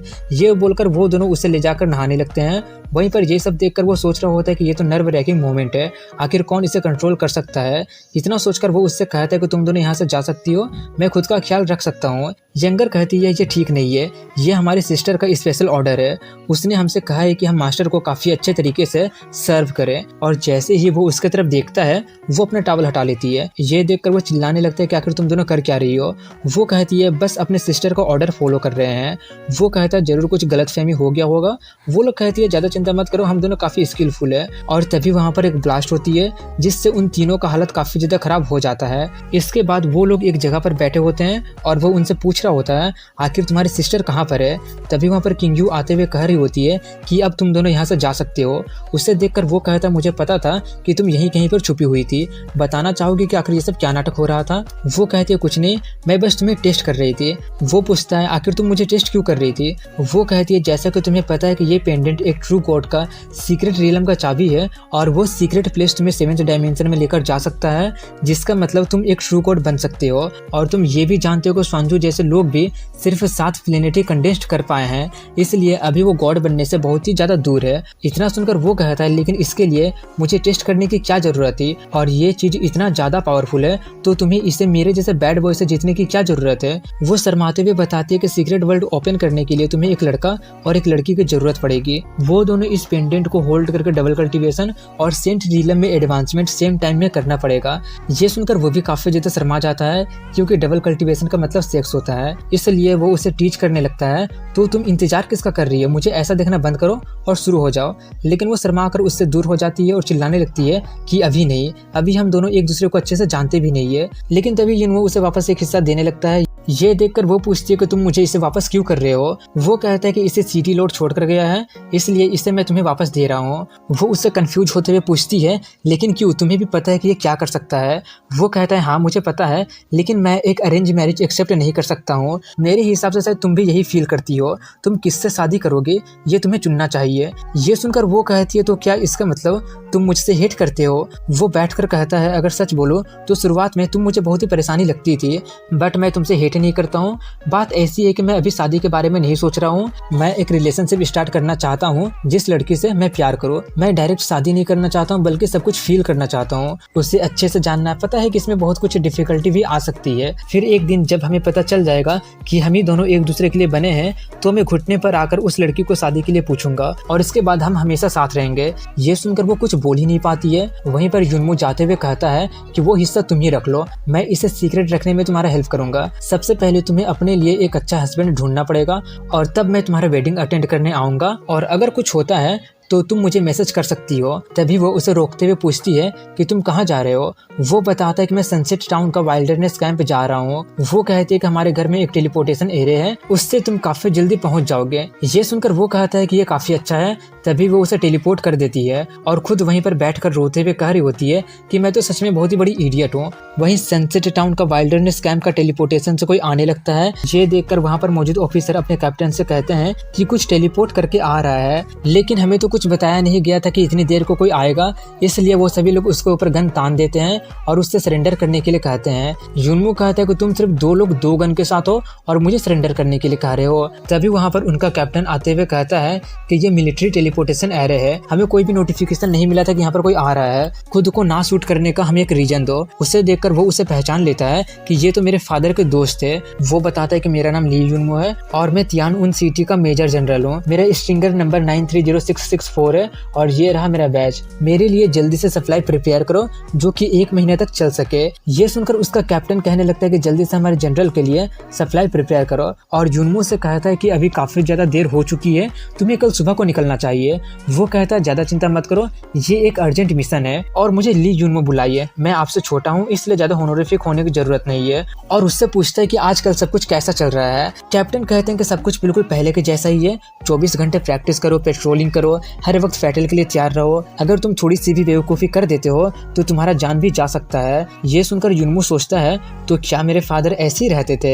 इसके बाद उसके लिए सप्लाई तैयार करके उसे दे दिया जाता है। युनमू पैसों के बदले क्रिस्टल देते हुए कहते हैं कि आप सभी लोग काफी ज्यादा मेहनत करते हैं, उन्हें कुछ अच्छा खिलाने लेकर जाइएगा। वो क्रिस्टल देखकर वो कहता है कि मैं इसे नहीं ले सकता हूँ क्योंकि ये तो 10,000 का है। लेकिन युनमू गुड बाय बोलकर वहां से चला जाता है और वहीं पर युनमू को दिखाते हैं जिससे रास्ते में बहुत सारा बीस्ट दिखता है। उसे देखकर वो सोच रहा होता है कि मुझे अंकल की बात मानकर कल सुबह को ही निकलना चाहिए था। तभी वो एक आइटम रिडीम करने लगता है जो कि उसे टावर ऑफ ग्लोरी से मिला होता है, जो कि एक 6 डायमेंशनल क्रिएचर का विंग्स होता है जिसका नाम सन ऑफ द विंड होता है। वो उसे अपने पीठ पर लगा लेता है जिससे उसके भी पंख निकल आते हैं। वो उसे देखकर कह रहा होता है कि जितना सोचा था ये उससे भी बड़ा है, लेकिन मुझे इसे यूज करना नहीं आता है। क्या इसे यूज करने के लिए कोई मंत्र वंत्र बोलना पड़ता है क्या? विंग ऑफ द वाइंड मुझे उड़ाओ, ऐसा बोलने से कुछ होगा क्या? और तभी वो उड़ने लगता है और जमीन से ऊपर जाकर कहता है कि मैं तो उड़ रहा हूँ, ये काफी अच्छा फील हो रहा है। वैसे भी मैंने अभी तक इसमें पूरा मास्टर नहीं किया है, लेकिन इतना काफी है। तभी उससे रास्ते में सब ड्रैगन बीस्ट दिखता है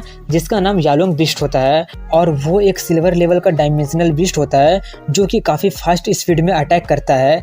इस तरह का सब ड्रैगन बीस्ट को हंट करना काफी ज्यादा डिफिकल्ट होता है। तभी युनमू को याद आता है कि इनका ऑर्गन काफी ज्यादा वैल्यूएबल होता है। ये याद आते ही वो अपने दोनों साइडों के साथ उन्हें मारने जाने लगता है, लेकिन वो उसी पर अटैक कर देता है। लेकिन वो उससे बहुत ही मुश्किल से बचकर उसे ही मार देता है और वो तीनों मिलकर उन सभी लोगों को मारने लगते हैं। वहीं पर नीचे एक हंटर को दिखाते हैं जो कह रहा होता है कि आखिर क्यों मुझे यालोंग बीस्ट बहुत लंबे टाइम से नहीं मिल रहा है। तभी वहां पर एक यालोंग बीस्ट आकर गिर जाता है। उससे अचानक देखकर वो डर जाता है और देखने लगता है कि आखिर वहां पर चल क्या रहा है। जहां पर उसे दिखता है कि कोई उनका शिकार कर रहा होता है और वो सभी बीस्ट उससे डरकर भाग रहे होते हैं। इसके बाद युनमू फिर से वर्चुअल वर्ल्ड का वेंगवेन पेविलियन जाता है और बहुत ही खुश होकर कह रहा होता है कि मैं दोबारा आ गया। इतना खुश देखकर वो कहता है कि लगता है कि तुम इस बार कुछ ज्यादा ही अच्छा प्रोडक्ट लेकर आए हो। युनमू कहते हैं कि इस बार प्रोडक्ट कुछ ज्यादा पुराना है। ये बोलकर वो उसे यालोंग बीस्ट दिखाता है। उसे देखकर वो कहता है कि एक सब ड्रैगन बीस्ट का पूरा बॉडी ये तो काफी रेयर है, इसलिए मैं इसका 1.2 मिलियन दे सकता हूँ। युनमू कहता है मेरे पास 23 और है।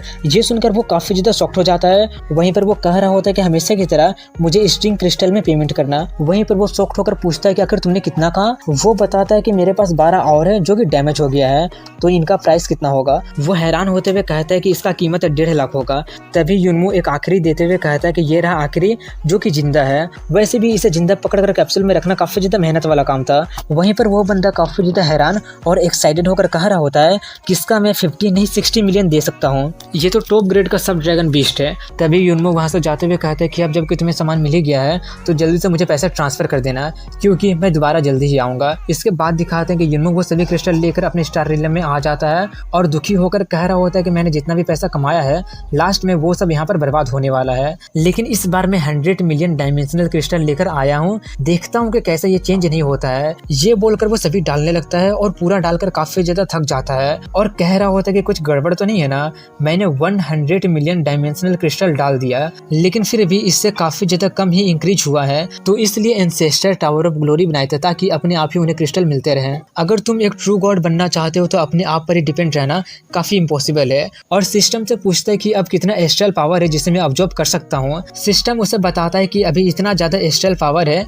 जिसे तुम अब्जॉर्ब करके सिल्वर लेवल के बन सकते हो। ये सुनकर वो कहता है अगर ऐसी बात है तो चलो इसे कंटिन्यू करते हैं। इसके बाद कल तियान उन सिटी लॉर्ड के मेंशन का सीन दिखाया जाता है जहाँ पर किंग यान डैड डैड चिल्लाते हुए किंग यू के रूम में जाने लगता है, लेकिन उसके दोनों मेड उसे रोकते हुए कहते हैं कि अभी वो किसी से भी मिलने के हालात में नहीं है। लेकिन वो जबरदस्ती उसके रूम में चला जाता है और कहता है क्या तुम उस युनमू को यहाँ पर कल रुकने के लिए बोले थे, तुम भी उस पर विश्वास नहीं करती हो ना। डैड जरूर उस बच्चे को लेकर कंफ्यूज हो गए हैं। तभी वो डिप्रेस होकर कहती है कि डैड अब नहीं रहे। ये सुनकर वो पूछता है तो जेड पेंडेंट का क्या हुआ। ये सुनकर वो और ज्यादा भड़क जाती है और कहती है कि मुझे इसकी उम्मीद बिल्कुल भी नहीं थी कि ये न्यूज सुनने के बाद तुम्हारे मुंह से सबसे पहले ये सेंटेंस निकलेगा। इसके बारे में सोचना बंद कर दो क्योंकि डैड ने एक मुझे और एक युनमू को दिया है, और वैसे भी ये तुम्हारे किसी भी काम का नहीं है क्योंकि तुम नेचुरली अवेकन नहीं हुए हो बल्कि रिसोर्सेज का यूज करके अवेकन हुए हो। तुम्हारे टैलेंट के साथ इसकी उम्मीद नहीं किया जा सकता है कि तुम सुपर स्ट्रिंगर बन सकते हो। और वहां से जाते हुए कहती है कि पावर के बारे में सोचना बंद करो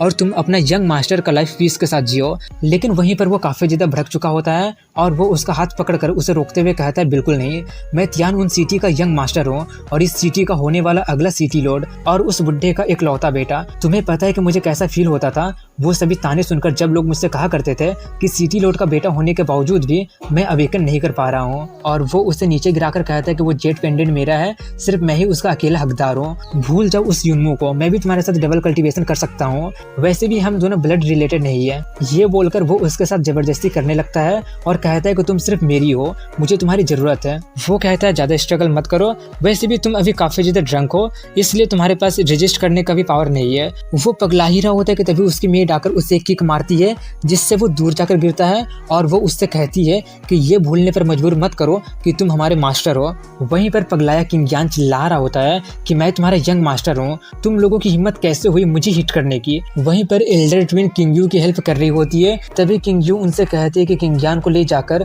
सीक्रेट रूम में बंद कर दो। ये सुनकर वो उससे काफी रिक्वेस्ट करने लगता है कि बहन तुम ऐसा नहीं कर सकती हो। वो कहती है बट मैं ऐसा कर चुकी हूँ, और यहीं पर एंड हो जाती है। एपिसोड की शुरुआत में स्टार रीलम में युनमू को दिखाते हैं जिसके पास एक ही क्रिस्टल बच रहा होता है। उसे देखकर वो कह रहा होता है कि उस यालोंग बीस्ट को यूज करके मैंने जितना भी अर्न किया था वो सब खत्म हो गया, मुझे इस एक को सेल्फ डिफेंस के लिए बचा के रखना चाहिए। लेकिन गलती से वो उसके हाथ से फिसल जाता है और वो भी उसमें अब्जॉर्ब हो जाता है। ये देखकर वो रोने लगता है कि अब तो मैं सड़क पर आ जाऊंगा, लेकिन तभी वो हिलने लगता है। ये देखकर वो कहता है क्या भूकंप। तभी आसमान में एक लाइट चमकने लगती है। ये देखकर उसे कुछ भी समझ में नहीं आ रहा होता है कि आखिर हो क्या रहा है। तभी वहाँ पर एक प्लेनेट बन जाती है और घास भी ग्रो होने लगती है। ये देखकर वो खुश हो रहा होता है कि चलो कुछ तो लाइफ आया है। तभी सिस्टम उसे कॉन्ग्रेचुलेट करता है कि तुम्हारे स्टार रिलम ने एक स्टार को जन्म देकर एक 1 स्टार रिलम बन चुका है। ये देखकर वो पूछता है कि अब मैं कितना पावर अब्जॉर्ब कर सकता हूँ। वो बताता है कि तुम सभी पावर को अब्जॉर्ब करके गोल्ड लेवल का स्ट्रिंगर बन सकते हो।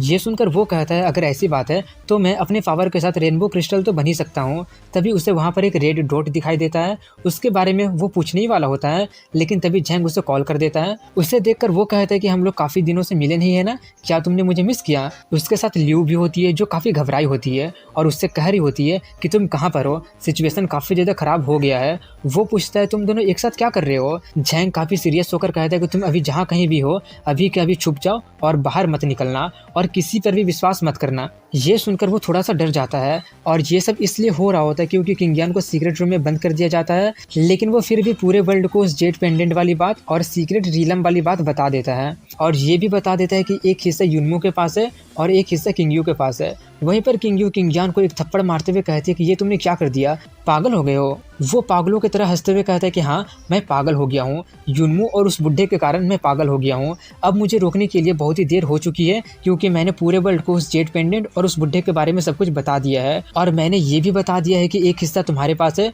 और एक हिस्सा युनमू के पास है। अब तुम दोनों जरूर मरोगे। वहीं बाहर में लोगों को दिखाते हैं जो लोग काफी बोर हो रहे होते हैं, लेकिन तभी सबको वो वाला मैसेज मिल जाता है। ये न्यूज पूरे वर्ल्ड में आग की तरह फैल जाता जाती है और पूरे वर्ल्ड को उस सीक्रेट के बारे में पता चल जाता है। इसलिए सभी क्लैन अपने लोगों को ली युनमू को मारकर उसका वाला जेट पेंडेंट को सीज करने के लिए भेज देते हैं, लेकिन उसका कोई भी क्लू नहीं मिलता है कि आखिर युनमू गया तो गया कहाँ। लेकिन तभी युनमू का एक वीडियो वायरल हो जाता है जिसमें बताया जा रहा होता है कि वो सनसेट फॉर्मेशन में देखा गया है, और जैसे ही लोगों को पता चलता है कि वो कहाँ पर है, सभी लोग उसे पकड़ने चले जाते हैं। इसके बाद सिटी लॉर्ड के पैलेस को दिखाते हैं जहाँ पर बहुत सारे लोग किंगयू का पेंडेंट लेने के लिए पहुंच गए होते हैं। किंगयू उन्हें समझाने की कोशिश करती है कि मैंने कहा ना वो सब किंगयान का बनाया हुआ सब झूठ है, लेकिन वो लोग नहीं मानते हैं और कहते हैं कि हमें बेवकूफ बनाकर तुम खुद ही उस सीक्रेट पावर को रखना चाहती हो, वैसा पावर को पूरे क्लैन को एक साथ रखना चाहिए। तभी वहाँ पर उसके दोनों मेड आकर उन्हें पीट देते हैं और कहते हैं कि अपना डर्टी हैंड हमारे मेज से दूरी रखो। उन्हें देखकर वो लोग कहते हैं कि ये तो सिर्फ 3 लड़कियां ही है, जल्दी से इन्हें पकड़कर पेंडेंट हासिल कर लेते हैं। तभी वहाँ पर एक बंदा आते हुए कहता है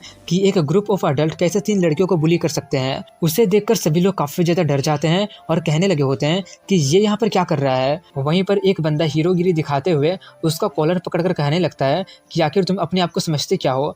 ये देखकर उसका एक साथी डर जाता है और कहता है बेवकूफ़ी मत करो। वहीं पर जिसका नाम हिक्कप होता है वो देखते ही देखते बहुत ही ब्रूटली उसे मार देता है। ये देखकर उसके साथी बोल रहे होते हैं कि ये हिक्कप है, किंगयू क्लैन का सुप्रीम लीडर, एक वोट सेंट कैसे यहाँ पर आ सकते हैं। वहीं पर हिक्कप उन लोगों से कहता है कि मैं तुम लोगों को आखिरी वार्निंग दे रहा हूँ, अगर किसी ने भी किंगयू को हाथ भी लगाया तो मैं उसके पूरे फैमिली को खत्म कर दूंगा। ये सुनकर एक बंदा वहां से जाने लगता है। ये देखकर उसका एक साथी पूछता है क्या तुम सच में ऐसे रिट्रीट करके यहाँ से जाने वाले हो। वो कहता है हिक्कप के रहते हुए कोई भी किंगयू को छू नहीं सकता है, हम लोग सिर्फ यहाँ पर टाइम बर्बाद करेंगे, चलो चलकर युनमू का पेंडेंट लेते हैं। वहीं पर झैंग को दिखाते हैं जो कि युनमू को सब पूरा कहानी बताकर कहता है कि ये सब हुआ है और अब तुम बहुत ही बड़ी मुसीबत में पड़ चुके हो, अपने फैमिली के बारे में चिंता मत करो, मेरी फैमिली उन्हें सेफ रखेंगे, तुम सबसे पहले छुप जाओ और बाहर मत निकलना, हम लोग आकर तुमसे मिलते हैं। युनमू कहता है कि तुम लोग वापस जा सकते हो, अभी मैं सबसे सेफेस्ट जगह में हूँ। तभी झैंग कहता है कि तुम हम पर पूरी तरह से भरोसा कर सकते हो, इसलिए युनमू उससे अपना लोकेशन बता देता है कि वो अभी सनसेट टाउन में है,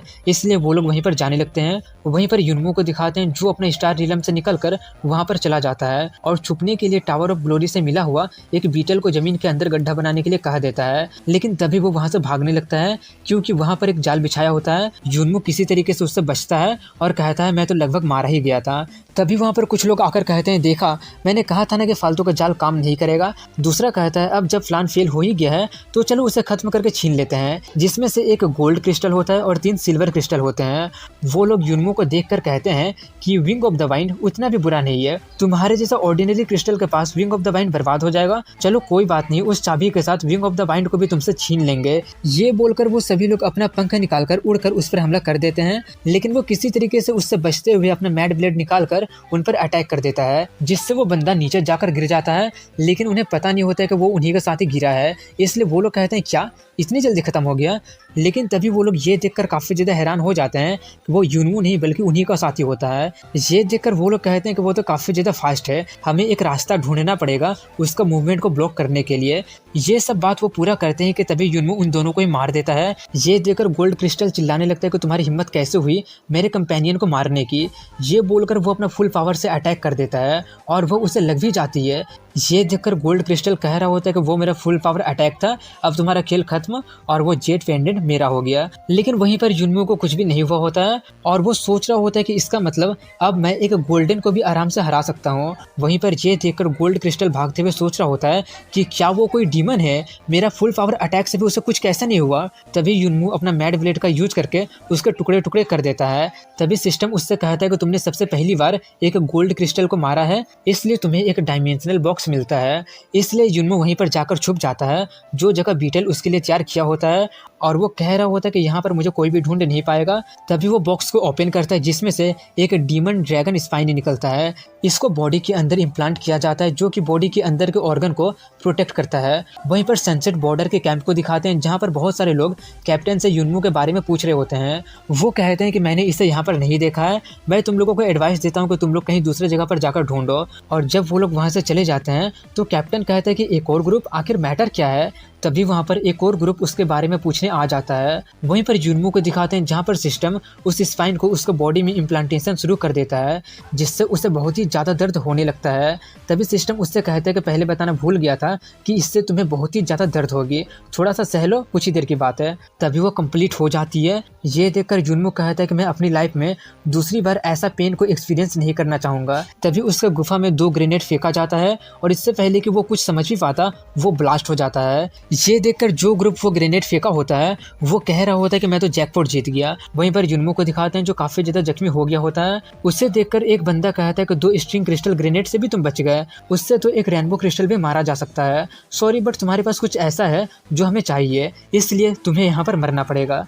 ये बोलकर वो फिर से उस पर अटैक कर देता है, लेकिन वो किसी तरीके से उसे डॉज कर जाता है और उसे ब्लॉक करने लगता है। लेकिन तभी उसके बाकी के साथी आकर उस पर हमला कर देते हैं। ये देखकर वो लोग कहते हैं कि स्ट्रगल करना बंद करो, वैसे भी अब तुम मरने वाले हो। वहीं पर जुनमू एक पत्थर से दब गया होता है और सोच रहा होता है कि एक रेनबो क्रिस्टल और गोल्ड क्रिस्टल के साथ डील करना काफी ज्यादा मुश्किल हो रहा है और उनका टीम वर्क भी काफी ज्यादा कमाल का है। तभी वो बंदा एक पत्थर उठाकर उसे मारने ही वाला होता है, लेकिन तभी वहां पर झैंग आकर उसके हाथ पर शूट करके उसके हाथ को ही खत्म कर देता है और कहता है कि आखिर तुम लोग मेरे दोस्त के साथ क्या कर रहे हो। वहीं पर उनका लीडर कह रहा होता है कि ज्यादा पैनिक मत करो, ये सिर्फ एक बच्चा है, जल्दी से रीग्रुप। ये बात वो पूरा करता है कि तभी ल्यू आकर उसके मुंह पर ही मार देती है। ये देखकर वो सभी लोग भड़क जाते हैं और वो लोग उन पर हमला करने ही वाले होते हैं, लेकिन तभी युनमू अपना रेवन भेजकर उनका खेल खत्म कर देता है और युनमू उठकर उनके लीडर से कहता है जब तक मैं तुम लोगों के अटैकिंग रिदम में नहीं फंसता हूँ तब तक तुम लोग मेरे लिए किसी चींटी से कम नहीं हो। ये बोलकर वो अपना स्नो ब्लेड निकालकर कहता है कि तुम लोगों ने मेरा काफी अच्छे से ख्याल रखा, इसलिए अब रीपे करने की बारी मेरी है। वहीं पर उनका लीडर भागते हुए सोच रहा होता है कि युनमू का आंख तो किसी इंसान की आंख जैसा दिख ही नहीं रहा था। तभी झैंग उसके पैर पर लेजर से अटैक कर देता है, जिससे वो वहीं पर गिर जाता है और कहता है कि हम तुम्हें इतनी आसानी से भागने नहीं दे सकते हैं। वहीं पर युनमू उसके पास जाकर कहता है कि एक रेनबो क्रिस्टल होने के बावजूद भी एक ब्लैक क्रिस्टल से डरकर भागते हुए तुम्हें शर्म नहीं आ रही है। ये बोलकर वो उसे इलेक्ट्रिक शॉक देने लगता है और झैंग से थैंक्स कहता है कि अगर तुम लोग नहीं आते तो मैं बहुत ही बड़ी मुसीबत में पड़ गया होता। ये सुनकर वो कहता है ये सब तुम क्या बोल रहे हो, हम हमेशा तुम्हारे साथ है। तभी ल्यू कहती है कि जल्दी से यहाँ से चलो, फाइटिंग का साउंड सुनकर बाकी के लोग भी यहीं पर आते होंगे। तभी वो बंदा एक सिग्नल फ्लेयर चला देता है और कहता है अब तो तुम गए, अब जितने भी लोग तुम्हें ढूंढ रहे हैं उन सबको पता चल गया होगा कि तुम लोग यहाँ पर हो और वो लोग यहाँ पर आकर तुम्हारे टुकड़े टुकड़े कर देंगे। ये बोलकर वो एक हीलिंग पोर्शन पीने लगता है, लेकिन उसके पीने से पहले ही युनमो उसे मार देता है और वो हीलिंग पोर्शन झैंग कैच कर लेता है। युनमो पूछता है कि ये क्या चीज है। वो बताता है कि ये होली वाटर एक बहुत ही कमाल की चीज है, जब तक कोई भी पूरी तरीके से मरा नहीं होता है तब अगर वो इसे पी लेता है तो वो दोबारा जिंदा हो जाएगा, यहाँ तक कि उसका बॉडी का वो अंग भी नया बन जाएगा जिससे वो पहले खो चुका है। ये तुम्हारे बहुत ही काम आएगा, इसलिए इसे तुम अपने पास रख लो। लेकिन तभी वहाँ पर कोई तीर से उन पर अटैक कर देता है। युनमो उसे नोटिस कर लेता है, जिससे वो सभी लोग बच जाते हैं और तभी वहाँ पर बहुत सारे लोग आकर कहते हैं कि ली युनमो सरेंडर कर दो और वो एंशिएंट गॉड का सीक्रेट रीलम का चाबी हमें दे दो, तुम भाग नहीं सकते हो। उन्हें देखकर झैंग कहता है कि ये कोई मजाक नहीं है, यहाँ तक कि ये लोग भी आ गए। अर्थ ड्रैगन वेले का गु चैंगफेंग, फैंटम इंस्टीट्यूट 7 स्नो गर्ल और जाइंट लाइन सिटी के भी लोग आ चुके हैं। वहीं पर उन सबको देखकर युनमो सोच रहा होता है कि इतने सारे लोग, वो भी एक साथ, यहाँ तक कि उन लोगों ने आसमान पर भी कब्जा कर लिया है। तभी युनमो उनसे पूछने लगता है कि अगर मैं तुम लोगों को चाबी दे देता हूँ तो क्या तुम लोग मुझे जिंदा छोड़ दोगे? वैसे भी चाबी एक है और इसे लेने वाले 3, तो मैं किसको दूं? लूजिंग कहता है कि अगर तुम मेरे लू फैमिली को ज्वाइन कर लेते हो। तभी उसके बात को काटते हुए स्नो गर्ल कहती है कि हमें फुट डालने की कोशिश मत करो। तभी युनमो कहता है कि तुम तो सच में काफी चालाक निकले, ऐसी बात है तो मेरे पास अब सिर्फ एक ही रास्ता बचता है। ये बोलकर वो तीनों ही एक ही ड्रेस चेंज कर लेते हैं और युनमो कहता है कि देखते हैं कि कौन सबसे पहले मुझे ढूंढ पाता है, और यहीं पर एंड हो जाती है।